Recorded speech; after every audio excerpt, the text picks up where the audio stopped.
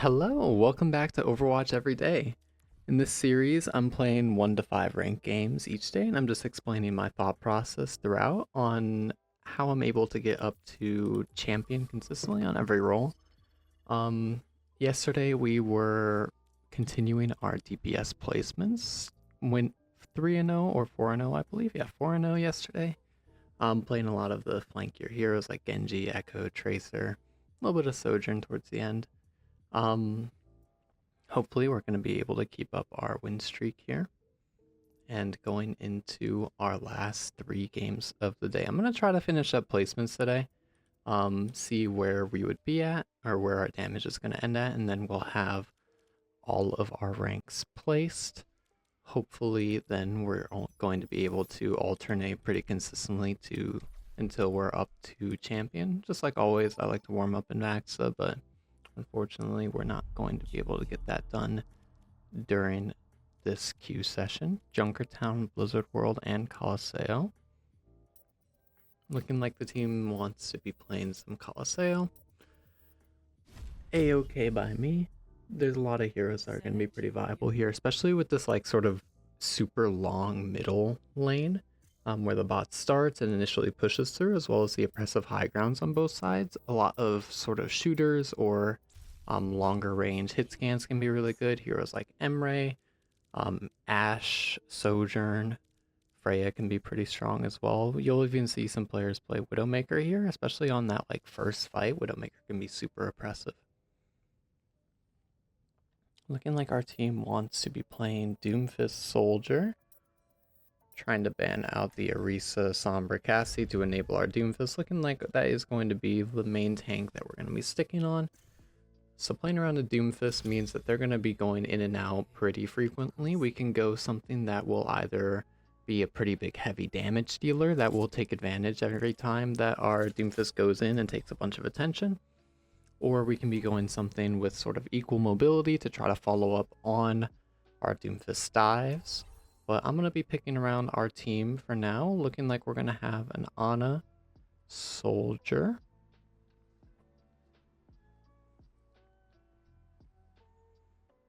Waiting to see what my other support and my tank actually end up picking. Looking like a Kiriko. If we do get that Doomfist, I'm probably going to be leaning a little bit more into a more shooter direction here. Yeah, okay.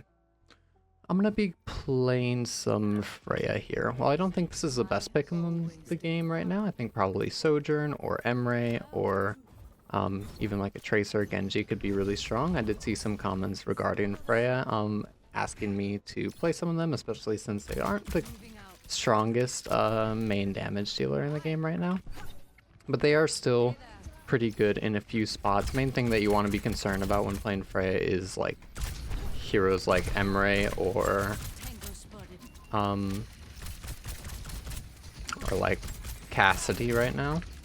We see our Kiriko sort of falling low on our right lane here, so we're just going to be trying to put ourselves in positions where we're going to be able to get some damage and hold down important spaces, looking for any time that our Doomfist is taking aggression like that. We're going to be looking for our aggressive swings to give ourselves more kill potential. So as our Doomfist took all of the attention from the enemy team, we take this main area and look for any kills that we could.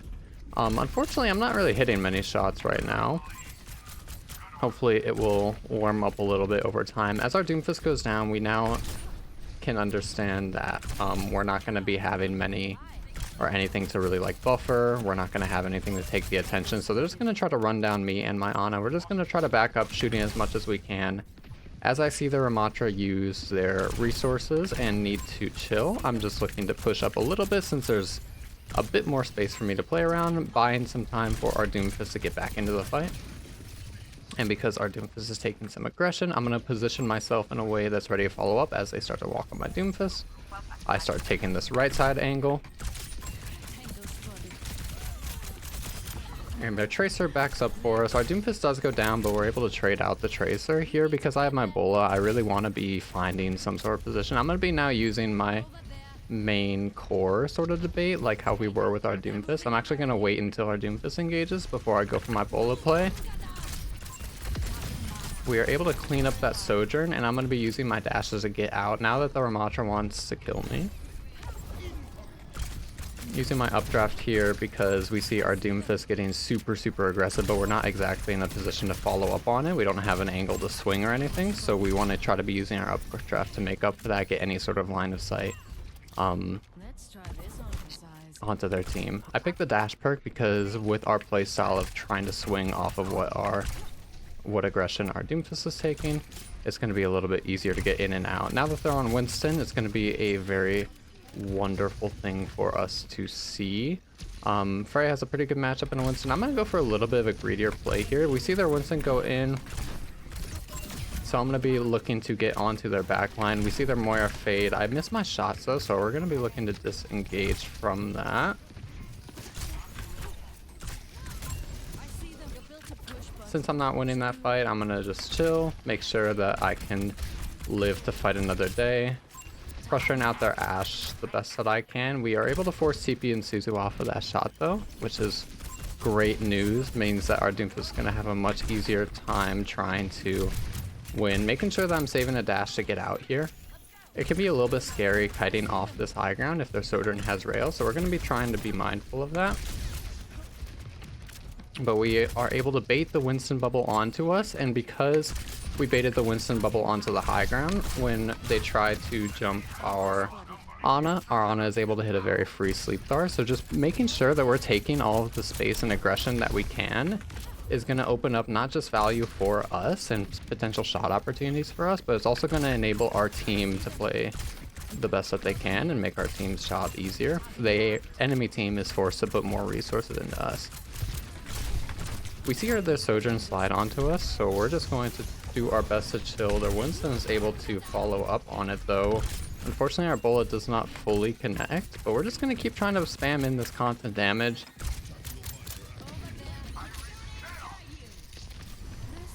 I'm going to be using the updraft perk. This updraft perk where you're healing while you're in the air is going to be super strong, especially if their Winston tries to get onto us with Primal. There's like nothing that they can do. They don't out damage it.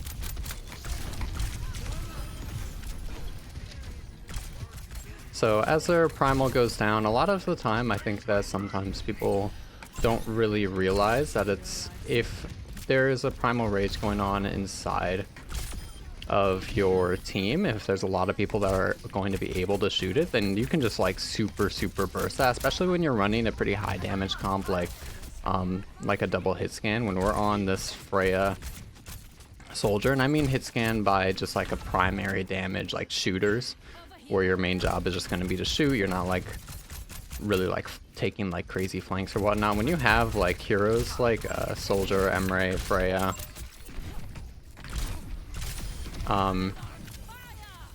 you can definitely burn Primal Rage very easily.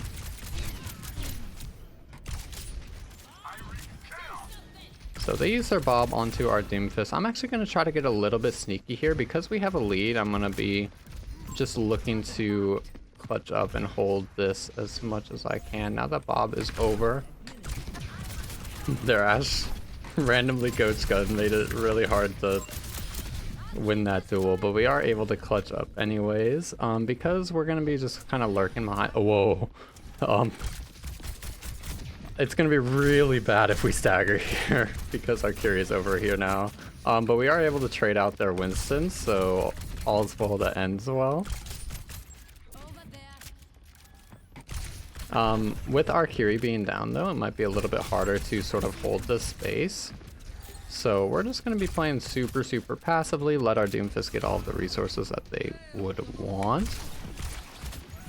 They used their Coalescence onto us, and we were not exactly in a position to respond to it. So we're just going to back up. Looking for my Bola here. I want to see their Winston bubble out before I Bola, or I'll just look for it onto their backline. I felt confident I could hit that shot on the Moira, so I was just going to pop it.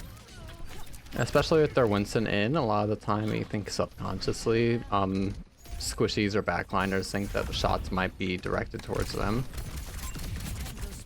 When the tank is taking like a bunch of aggro.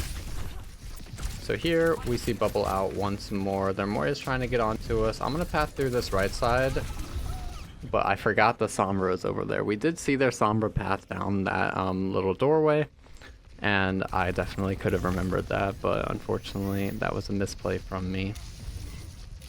Winston's getting onto our backline and our Doomfist trades out their Emre. Now I'm thinking about how we just want to extend this lead as much as possible. Whenever you have a winning position on a map, whenever you're defending on something like hybrid, escort, or anything along those lines, it's really, really strong to try to take away the resources or the chance for the enemy team to win. I should have definitely updrafted there instead of just trying to fight it, remembering that my updraft perk is actually going to help me out a lot in my survivability, because it's going to be able to provide that healing to us as long as we stay in the air. But because I didn't use that, because I just tried to use my dashes instead, their Sombra is able to get the kill onto us. The longer the more uptime that we have, the longer we're able to live, the more chances we have to find like potential kills or shots. I'm actually going to be playing pretty aggressively here onto their Winston, even bullying him to try and get that late kill. I'm not successful, but my Doomfist is able to clean up for me. Why I want to be doing that pretty aggressively, even though in previous videos I said to hold ultimates to for like when you like really need them, because we're so far in their spawn and Vola is such a fast charging ultimate similar to Pulse Bomb. It's gonna be hard to like super win fights with Vola alone when they have bigger ults to respond to it.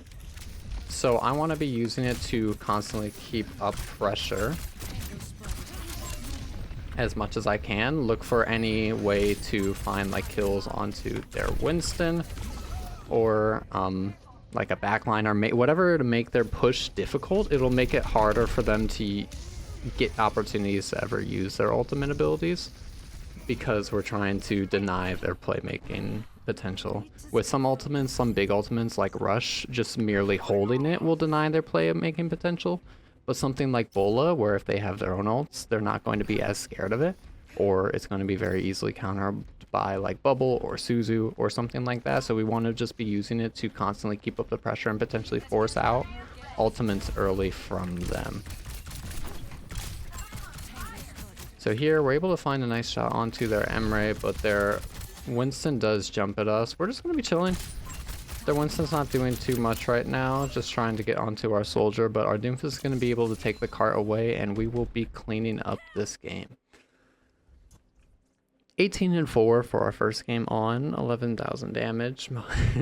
Just barely getting out damaged by our soldier. Not the greatest game to start. I think that we definitely made some mistakes, especially regarding like tracking their team's positioning, and I didn't use my updraft correctly in quite a few fights. So we died a few more times than probably needed. As well as I think that we weren't as aggressive as we could have been.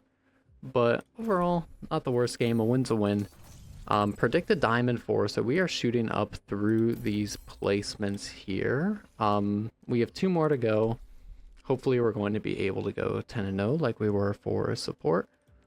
And to make sure that I'm going to be able to accomplish that, my mechanics felt a little bit yucky there. So warming up in Vaxta is going to be a really great tool to make sure that we're able to perform and execute as consistently as we can. Whenever I'm in Vaxa, I like to warm up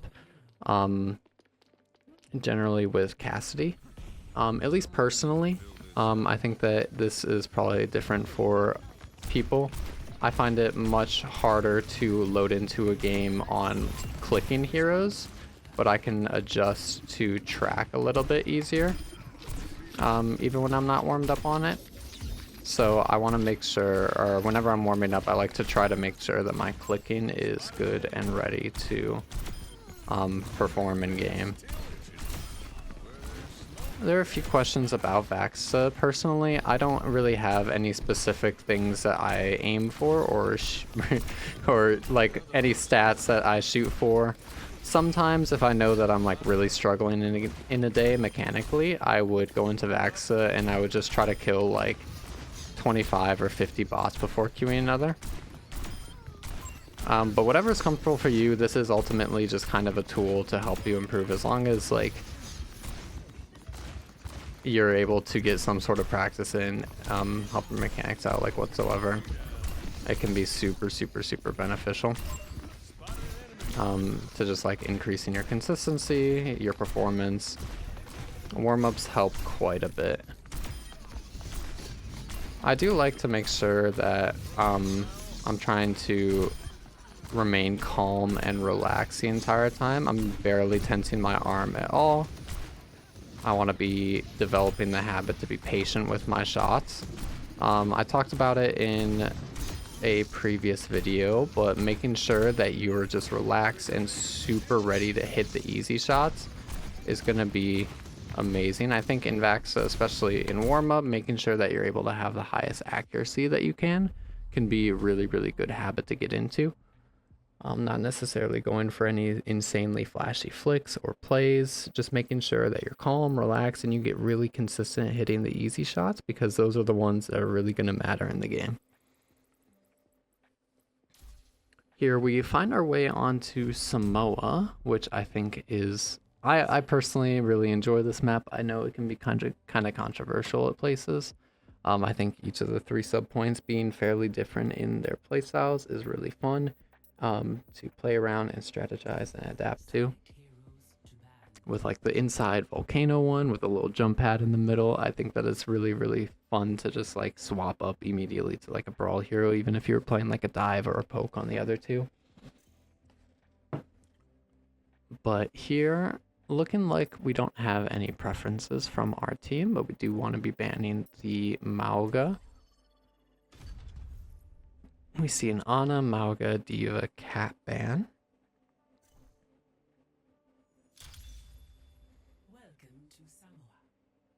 I think what the Mauga, what these bans sort of mean for us is, I think they don't actually change that much. With Ana being banned, maybe Roadhog's going to be a little bit better. Yeah, with Ana and D.Va being banned and Mauga, Roadhog is going to be like one of the stronger tanks here. So understanding that we're more likely to run into a Roadhog can help us position in this first fight.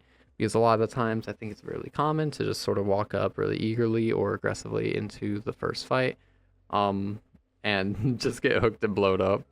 Or maybe if you're predicting like a Widowmaker, just get shot by a Widow. But here I think that it's very likely that they'll be on a Roadhog, and if they're not, then I think that our team is going to be in a pretty good spot to deal with it. Now we see our Zenyatta and our Roadhog. So I'm going Cassidy with the idea that one of the main counters to our Roadhog is going to be that Orisa. And with our Zenyatta especially, if we get a Discord onto the Orisa at all, we're just going to be able to completely shut them down. As well as our Flashbang is going to provide a little bit more of a defense for our Zenyatta.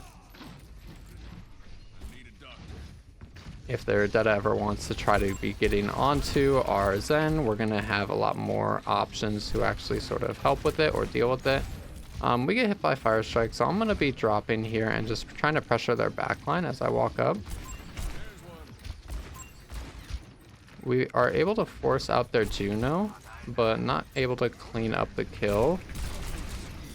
We see that Reinhardt walking up, and their Detta misses their slash. Because the Reinhardt goes for an aggressive Fire Strike, we just pump our fan the hammer into him, and they will just go down super fast. Against any brawlier tanks, there's that perk to pick Silver Bullet. Against any big like brawl tanks, I usually like to keep fan the hammer because it's just able to provide that insane burst damage and kill potential onto these like bigger tanks, especially if we need to be in, or for a situation where we're going to need to be spamming out their shields. Fan the hammer is going to be so strong to do that. So I'm just going to be chilling on this main area and like shooting anything that they're sort of giving me, but I want to make sure that I'm in positions that's not easy to be ran down by the Reinhardt, not easy for their team to exactly force me out. And ideally, whenever you're positioning on any sort of shooter hero, you want to find a spot where you can just see the one person that you want to shoot. If nobody else on their team can see you, then the person that you want to be shooting, the person that you want to be trying to take down, that would put you in a great spot. Like, this is an amazing position for me because I'm able to pump in all of my damage into the Reinhardt, and it's going to be really hard for their team to do anything about it because nobody else but the Reinhardt is able to see me, so they can't do anything about my value there. As I peek more people though, there's more chances for the enemy team to actually deal with anything that I'm doing. If their Hans is able to hit a lucky Harrow and I just want to shoot the Reinhardt, it would really suck. Here we see the Tracer kind of at a longer range though, so I'm not too concerned. We hear the Reinhardt walking up this left side, so we're going to give a little bit more space, just making sure that we're always in a position to bait them into our range, into our space. Because they use Rush, it means that we're going to need to respect their space quite a bit more than we were previously. We see Discord Orb come out onto their Reinhardt. And Hanzo is trying to find Sonic arrows onto us.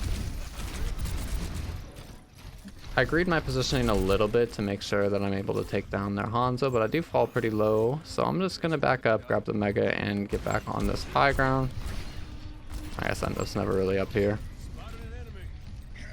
Making sure that I check the dragon position before doing anything special.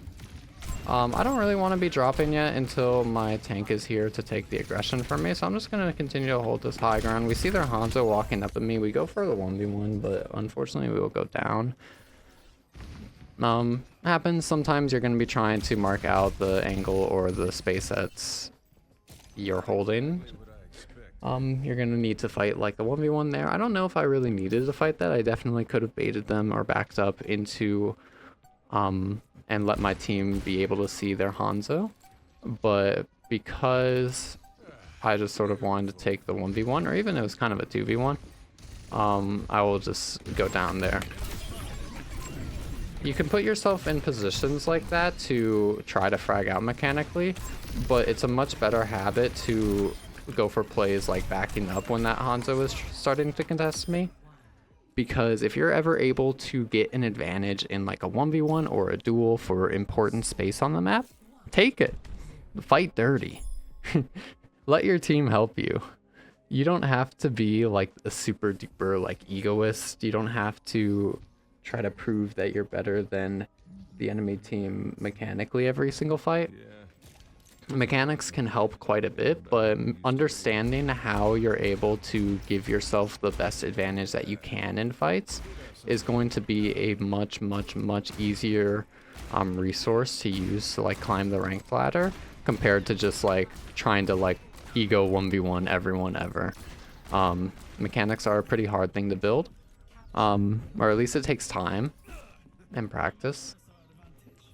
And you won't be able to just suddenly wake up with like amazing aim to win every duel, but what you can do is study how to make your duels and your positioning work in your favor, so you're able to need less mechanic to do your job. So here my positioning sucks because I am isolated, I am in a 1v1, and I miss everything that I would want to.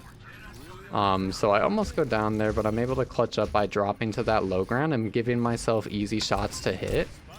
Because their Tracer had to fall in like a really straight, long arc, it was much easier for me to land the shots rather than when they were like blinking all around. It was hard. It's really hard to hit strafes, but when I'm able to force them to move in a way that I like, it can make those duels like really easy. A lot of sort of like small micro things like that are some things that actually make like a lot of really good DPS players like really good. Just changing and pushing the fight into ways to make the shots easier for yourself is so important.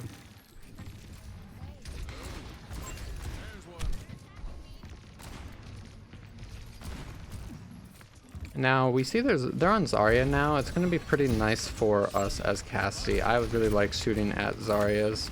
They have a really nice head hitbox, and I think that it'll be pretty easy to bait them into our space. Main thing that we're going to be concerned about on their team is their Genji kind of walking at us, but here I can't see what's going on, so I'm just gonna get back up. I'm gonna give myself some space to make sure that I'm able to properly see whatever I'm aiming at. I use the Noon in the grab there because Noon does give you damage reduction. You take minus 40%, or you take 40% less damage while you're holding Noon. So whenever I knew that I wasn't going to be getting like one shot there in the grab, I just pop my Noon to make it a little bit easier, give my healers more time to try and care the ultimate being used from the enemy team,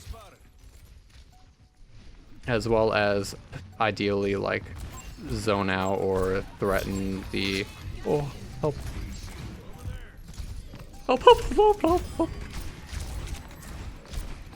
Okay, alright, my Kirika's a go. I got really scared as Zarya started walking up, and then the rest of them sort of pinched onto me. But my Kirika was able to keep me up, and I was able to hit the shots to clear off the people onto me, making sure that, especially in that duel against the Hanzo, that I take a second, I breathe, I slow down because I was getting super panicked. But that's a state of mind that's going to make it really difficult to hit the important shots that you need to hit, so making sure that you just are breathing when you need to breathe. Like, you can see me slow down constantly there. I recognize that I'm getting healed. I recognize that it's going to be kind of hard to dodge the Hanzo arrows in those small corridors, so I'm just going to slow down and focus on my aim, since that was the only way that I was going to live there. We're able to win our next game as well. Predicted Diamond 3. Going 9 and 10. Hopefully we're able to win this next one as well. Seeing if we're able to get that clean 10-0 for both support and for DPS. I think unfortunately I lost a few games in our tank placements, which is a little bit unfortunate. That is like the role, at least, that I probably play most regularly. Just because my team has me playing tank. I compete in Face It Masters League, which is just right below OWCS. So if we do well this season, hopefully we're going to be able to climb up to OWCS. You'll see us on the big Overwatch channel coming up hopefully later this year. But I play tank for my team, so it's kind of silly that if I'm able to go 10-0 on both support and DPS, but not for tank. Looking at the maps here, we have Eichenwald, Hollywood, Esperanza. I like all of these maps. I really like all of these maps. I wanted to get Hollywood so I could talk about cart presence. I think I could probably still do it on Eichenwald. I mean, second point is going to be a lot of cart presence. That high ground is just really OP on second. Hovering Winston Cassidy, probably going to be pushing us in a flex DPS direction. If it's looking good, I might give Sombra or Pharah a whirl here. If we're on defense, I might even start Pharah. Talking about flyers a little bit and how the positioning sort of changes could be pretty fun. I like Pharah a lot. I think that her projectile is super, super fun. When you're able to hit those like long range rockets or direct shots, it can be really, really fun.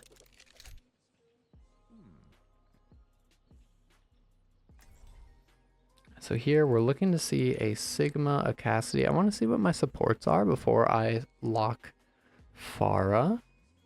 If my supports are looking to have like trouble healing, like people who go like really far up in the air, then I will probably just play something else, but that will not be the case. I will go Pharah here. I have a skin? Wow. With Pharah especially, she's going to be pretty strong on this first point. This middle pillar is going to be a really, really good spot to sort of float around and poke, you're able to have a lot of uptime because this like super high vertical cover. Any maps that are gonna have like a lot of instances like this or these like bridge areas, something that Pharah is able to sort of like bounce between. I did not mean to do that. Whoopsies. Can be like really, really strong. So here you can see we're just gonna be flying around this middle high ground area. We hear that they have a sniper. I didn't personally see it, but Pharah said it, so I don't want to get my head blown off.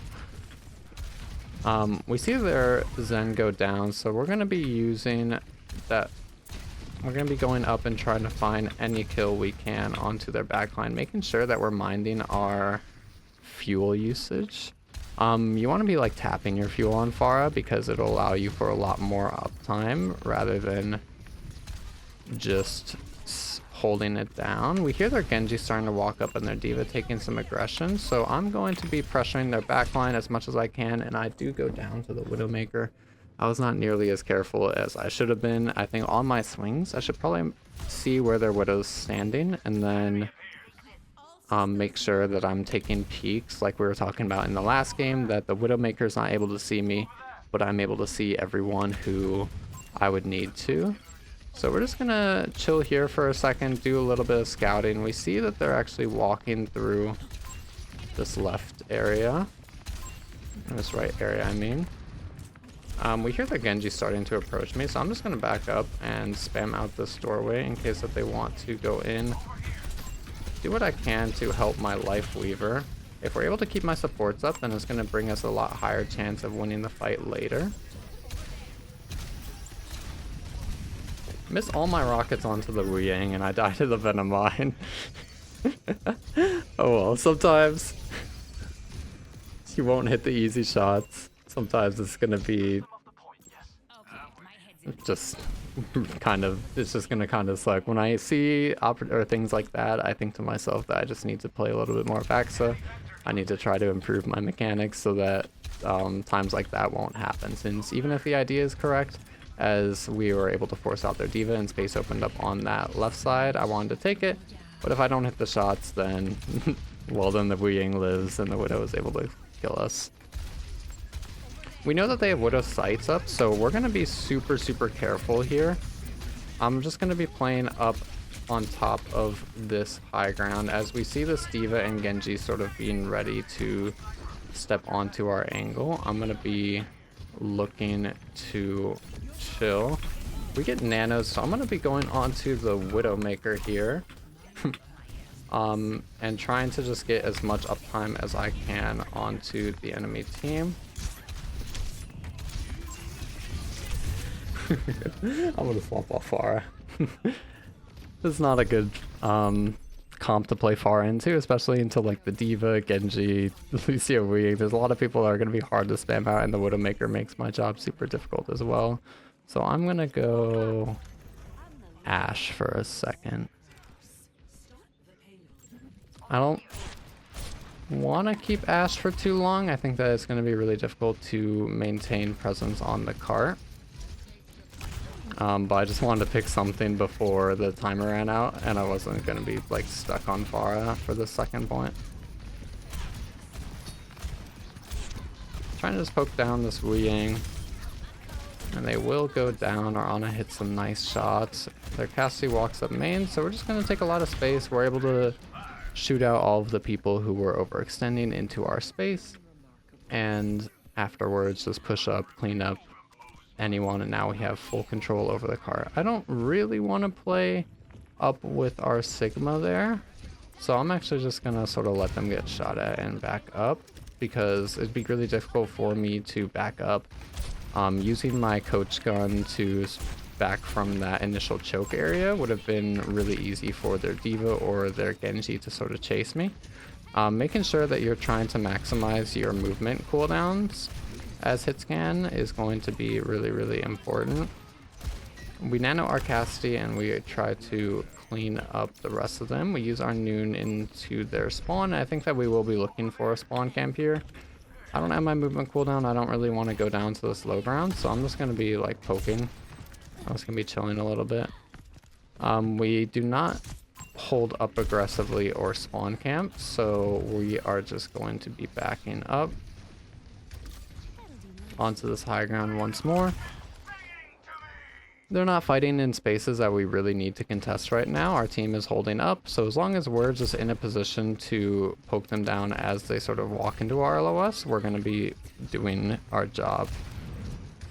If we wanted to get a little bit too greedy and push up with the rest of our team, even though we didn't have like the mobility or survivability to really live up there, it would be much harder for us to win the fight later. But here, because we're able to hold this super strong position, they're forced to use like an ultimate to break us out of that hold.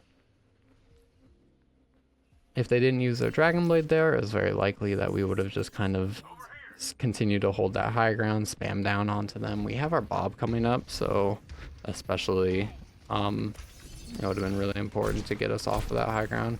We're just going to take this pedal up from our Life Weaver. I don't dodge the sleep, but that is okay. I'm going to be taking this right side. Their comp wants to get onto us, wants to brawl pretty heavily. So I'm just going to be taking the space on the map that can get me furthest away by default. Spamming out their Genji as much as I can. Looking like their backline's low, so I'm going to be trying to get my dynamite. Because they're using bubble, I'm actually going to try and make it difficult for their team to walk on the space that their Genji would create by putting my Bob on the cart. That way they get no cart presence, or they don't get no cart progress. They're not able to follow up on their Genji blade, and we completely deny the play that their Genji went for. And because of that, we are able to win the fight and go into overtime, even though we didn't respect their noon whatsoever. I'm not really like lobby adminning these games. I'm not like a super like look at me, see me threat, but I'm still getting quite a bit of value to actually win these this game, these fights, especially on second point. I think first point I threw a little bit. The nano play was okay, but I wasn't getting like too much value. I wasn't hitting the shots that I needed to get value on the Pharah.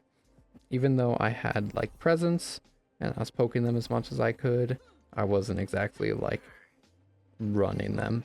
But once we swapped to Ashe, we were able to hold that high ground, force them to clear us before they wanted to actually do anything or win the fight. And that alone is quite a bit of value. Taking resources away from the enemy team by holding those strong positions will create opportunities for your team and increase your win rate overall in ranked. Even if you're not exactly like directly carrying the game, there are a lot of like other small habits that you can do to build that will help you win games overall in ranked. So you'll see a lot of people sometimes with like super like high kills all the time, but not, or struggling to actually climb. A lot of the times it's because there's a lot of like smaller habits like that, which end up being more valuable than like just raw kills itself. So here, looking at our comp, Vendetta's banned. I'm just going to be playing some Genji for now with the Life Weaver. Our Cassie goes down, probably somewhat my fault. With Genji, one of your sort of jobs is going to be acting as like a sort of pseudo tank, taking some aggression whenever you can, using your deflect to sort of pressure the enemy team, back up when you can. We see their Genji and Cassie on high ground, so I'm actually going to open the game by slashing up there. My team does go down though. This is going to be a pretty difficult spot for us to be in. With what our comp is, it's going to be very focused on me. Now that we're on Diva, a little bit less so. But when we were on the Zarya, when we were on the Life Weaver, basically we could look at our comp and say that we have no real way of opening up a fight, of pressuring anyone out, besides from our Genji. So it would have been very mechanically demanding on us. Still would have been strong. Genji had a lot of potential value there, but recognizing that when the team is completely like relying on you to open, you need to recognize how hard is that job. Is there some way that I could do it a little bit easier? Like something like Mei might be an easier way to open up those fights or take some aggression. So we're in a pretty sticky spot here. Our D.Va takes left side, but we get their Sigma low and they get antied as well. Unfortunately, we don't have our cooldowns to really follow up on it. So I'm just going to hold this position and take some aggression that I can. Bad habit of mine showed there for a second. It's really cool to dash onto somebody and try to get like the insta-flick one tap. But slowing down, trying to look around where you are after your dash and connecting the shot more consistently is going to be a much better habit to be into. Unfortunately, I will not be able to clear their wing, but my team is amazing and is able to find the kill onto their Cassidy. Basically, what I want to be thinking about here is I want to be getting onto their backline, even if I don't find kills exactly. As long as I'll open up space for my team to try and clear out the Sigma, it'll be very high value. Means if their Juno can't heal their Sigma, this Juno is a little bit too close, so I wanted to... Oh my god. My heart dropped when I saw Life Weaver start to crit me. Their Cassie's getting pocketed by their Weeding, so that's going to be a disadvantage duel for me, so I'm just going to back up. Only a minute left on the clock. We just used our Dragon Blade. Their Juno's not quite back yet, so I'm going to be playing pretty aggressive to try to open up this fight. We have our Tree and our High Noon. So I'm able to take 4 people's attention and aggression, but I will be going down from it. It opens up a little bit of space from our team, but to get back into this fight quickly, I'm going to be going Tracer.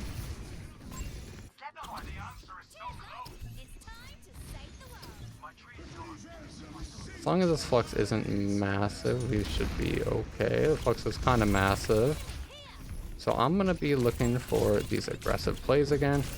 We are able to find the kill onto their wing, making sure that I get the touch because no one else on my team can is going to be pretty important. So I'm able to put myself in a position to get the touch. I think I looked at the clock a little bit wrongly there. So I'm just going to be holding this corner, making it really difficult for the Sigma to walk out, even though it's not exactly like a real like position on the map. Just finding little spots like that to create like angles can be a very strong thing to do, because then their Sigma's not able to walk out for free like whatsoever. Here, the Sigma's inside of our space, so we're going to be looking for angles on him yet again. We don't want to be fighting in here because their Sigma's orbs are going to bounce all around in here. They have a super high chance of just hitting us and forcing us out or killing us. So I don't want to be fighting in there. I want to be finding a different spot and location to sort of chill out. Because their Sigma's touching cart, it means that we're not actually going to be able to do much there or find much value there. So I'm going to flank a different way and get onto their backline. Even if I don't kill this Weeding, it's still going to be pretty high value because we force out all of the things that we would want to. Their Genji actually just slimes us out though. Buki had a really nice play on to catch our kite there, but because we were able to take a lot of their attention, their Sigma was forced to back up. Our team was able to get an angle onto their Weeding, and because they didn't have wave to sustain themselves, we were able to clean it up.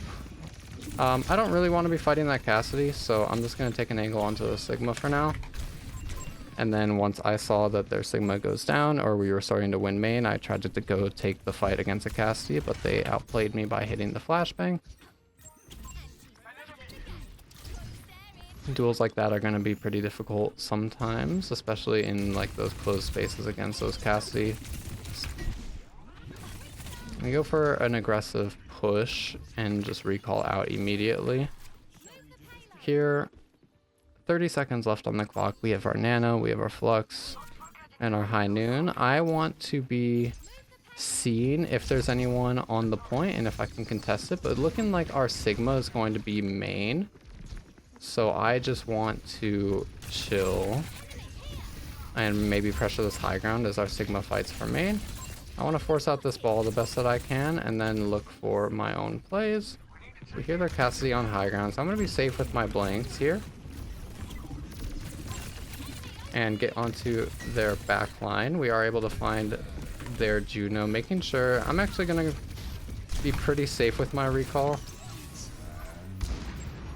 Our Life Reaver gets pulled out. That is a-okay because I can be in a position to touch. Their Cassie's on the high ground, but I'm not able to do much about it right now. So I'm going to do what I can on the cart and just sort of sit under, be ready to clean him up if he comes over. And we will win this game. Oh my gosh. That was close. I think the Tracer swap was really good, even if we weren't able to like frag out that much that game. We were able to pull a lot of attention, get a lot of value and open up space for our team. I think especially on first point attack there, I think the Tracer swap definitely helped a lot. We were struggling to get any value on Genji because it's super like a committal hero. Once you dash in, once you use your deflect, it's going to be hard to sort of do anything else. Well, with Tracer, you can provide a lot more of like a constant presence and a constant threat, especially once you get that long range blink perk. You have a very wide range of things that you can pressure on the map. So predicted Diamond 1 going 10-0 in our DPS placements, and we will be placing in Diamond 1, probably about one game off Masters. Let's see the percentage. Yeah, Diamond 1, 49%, I think is very, very good, especially considering since we started there in low silver. And I'm pretty darn happy about that. 10-0. Now looking at our roles, let me know down in the comments. I'm wondering if I should sort of alternate daily, like one day would be tank and then the next would be damage or support, or if you guys would like them sort of in bursts, like 3 days support, 3 days damage, 3 days tank, sort of like what I've been doing for the past week. Just let me know if you guys have any ideas on how you'd want it to be formatted, since I will be playing all of these roles until they're up to champ, and probably beyond that as well. So just let me know. But for now, that was Overwatch Everyday. Thank you guys so much for watching. I'll see y'all tomorrow. Bye bye.